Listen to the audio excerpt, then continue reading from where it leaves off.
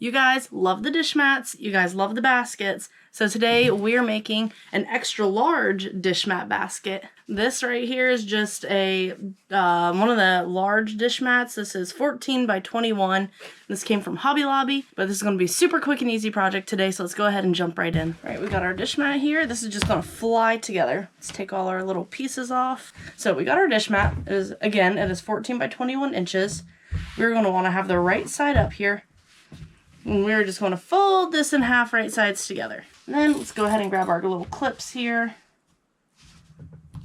Put some clips on the end. And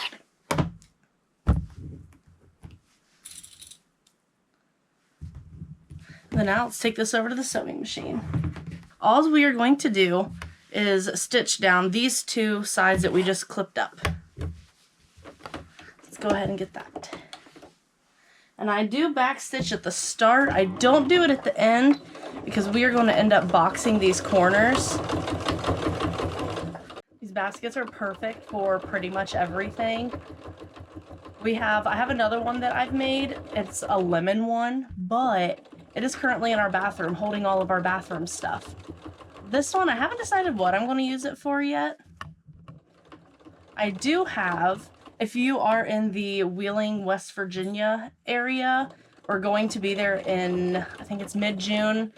I'll put the dates up here. I am actually going to be a vendor at a tattoo convention there. So I will be having some videos coming up of kind of my prep for that. I've never done that big of a market before. I've only done like little single day ones, but I'm not gonna lie, I've been very bad at how to pick different markets. So I have a lot of high hopes for this one, especially being a tattoo convention.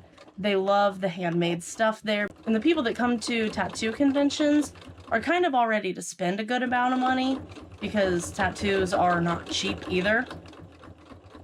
Yes, if you're in the Wheeling, West Virginia area in the middle of June this year, please feel free to stop by and check it out. It is at the Highland Sports Complex, and I think it's considered Tridelphia, but it's like a 15-minute drive from the casino, which is where they usually have it. But I'm super excited. Stop out, say hi. I'll have a whole bunch of my little gifts there. I'll have my upcycled clothes, all of that. All right, we are at the end of this. Now this part is a little bit easier if you have some chalk. So I'll grab our little piece of chalk here. And I'm just using my measurements on my mat here.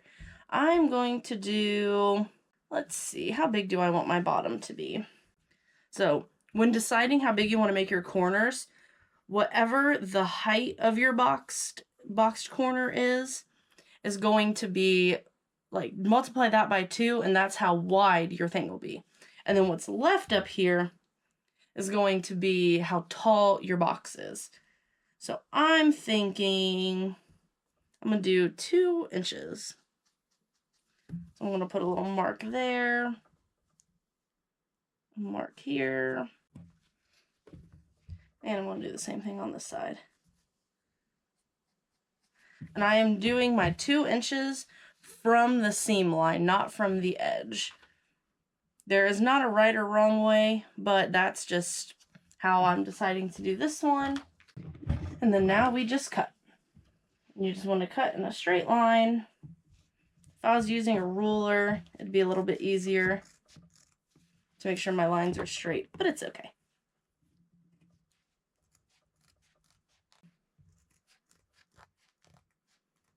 I want to start using my corners, these little bits that are left over, because I hate throwing them away because they're still good. I just don't know what I want to do with those yet. So if you have any ideas, drop those down in the comments.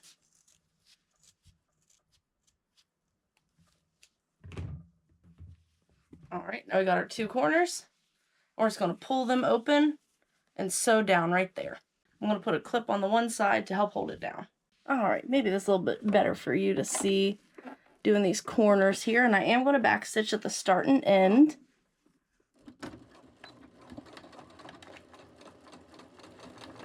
And again, if you are interested in checking out that tattoo convention or seeing my process of getting ready for it, I'm going to try to document a good chunk of it on YouTube here.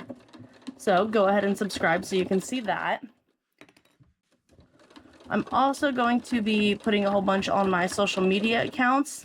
Those are linked down below.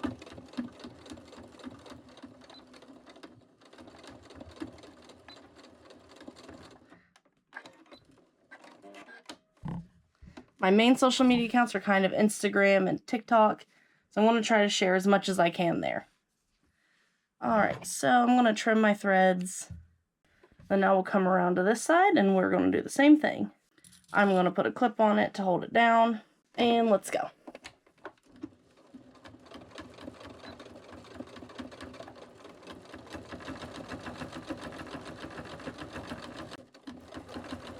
And if you have a walking foot for your machine, this might be a little bit easier with one of those, because this is a lot of fabric to go under your normal one. But it works enough for me. Look at that, that is our last seam and we are done. Last thing we have to do is flip this right side out. And if you want, you could even put handles on this or some other sort of little decoration. But these are so easy to make. They are so useful. Let's go ahead and trim some of our threads here. And look how perfect it is. This is going to hold so much. This is perfect. I'm glad I did the 2-inch squares for the bottom. But look at it. It's so cute. If you'd like, you can go back over your edges, your corners that we did, since these are kind of raw edges now, and do a zigzag stitch. But other than that, this is mostly going to be storage for me. We'll see if I end up going and fixing that. But I just love it. Look how cute. If you could go ahead and like this video, subscribe to the channel. It helps me out so much. I've got my other social medias linked down below again. I've got tons of other fun tutorials on here. I'm going to be documenting my process of doing my first multi-day market, so that's going to be real fun. But thank you so much for hanging out with me for a little bit, and I will catch you guys next time.